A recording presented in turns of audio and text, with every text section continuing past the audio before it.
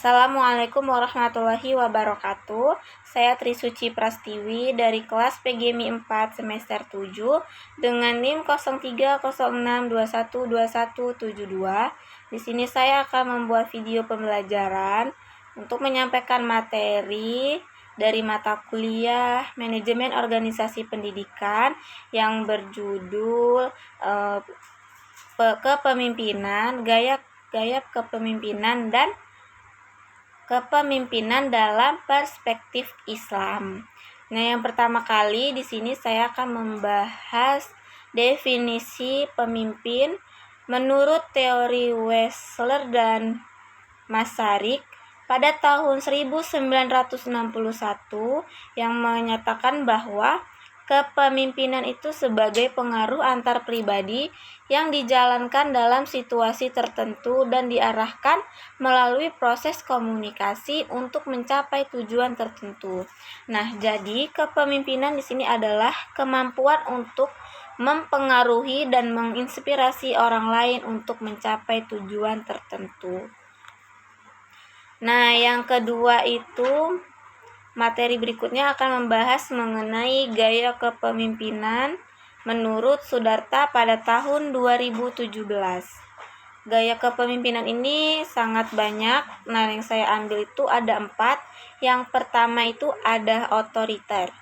Nah, gaya kepemimpinan otoriter ini yaitu pemimpin bertindak sebagai diktator terhadap anggota-anggotanya. Nah, gaya kepemimpinan ini tuh cenderung bersifat mendominasi yang berlebihan serta mudah menghidupkan oposisi ataupun menimbulkan sifat apatis. Yang kedua itu ada gaya kepemimpinan laissez-faire, yaitu gaya kepemimpinan yang tidak memberikan kepemimpinannya itu, dengan kata lain dia membiarkan bawahannya itu berbuat sesuai kehendaknya. Gaya kepemimpinan yang ketiga itu ada demokratis. Demokratis yaitu kepemimpinan yang bukan sebagai diktator, melainkan sebagai pemimpin yang di tengah-tengah anggota kelompoknya.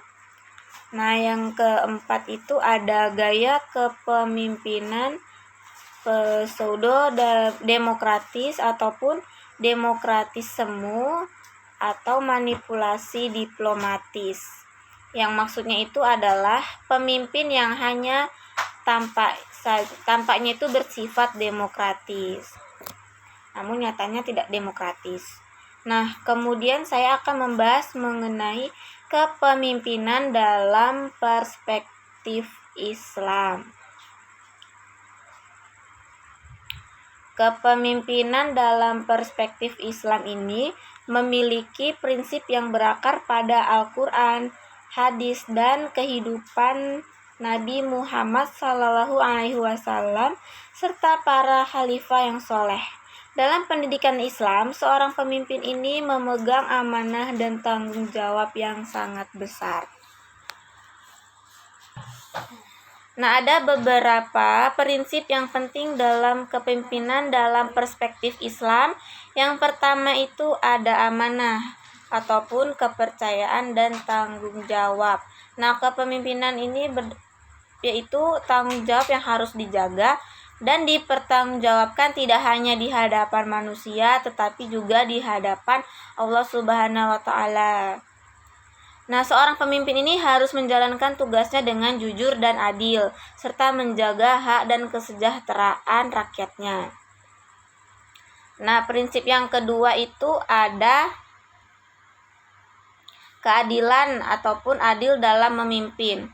Pemimpin dalam Islam ini harus berlaku adil terhadap semua orang tanpa memandang suku, status sosial, ataupun agama. Karena keadilan adalah salah satu sifat utama seorang pemimpin yang dicontohkan oleh Nabi Muhammad SAW dan para khalifahnya. Nah, kemudian prinsip yang ketiga itu ada musyawarah. Musyawarah ini adalah konsep penting dalam kepemimpinan Islam, karena pemimpin itu seharusnya tidak bertindak otoriter, melainkan harus melibatkan orang lain dalam pengambilan keputusan. Nah, ini adalah cara untuk memastikan bahwa keputusan yang diambil itu adil, bijaksana, dan mempertimbangkan berbagai pandangan. Yang keempat itu ada teladan.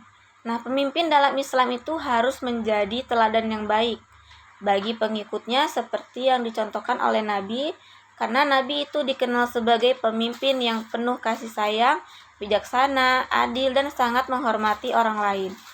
Sebagai pemimpin itu kita harus menunjukkan karakter yang kuat dan moralitas yang tinggi, karena sebagai pengikut itu cenderung meniru pemimpin mereka. Baiklah, cukup sekian materi yang dapat saya sampaikan.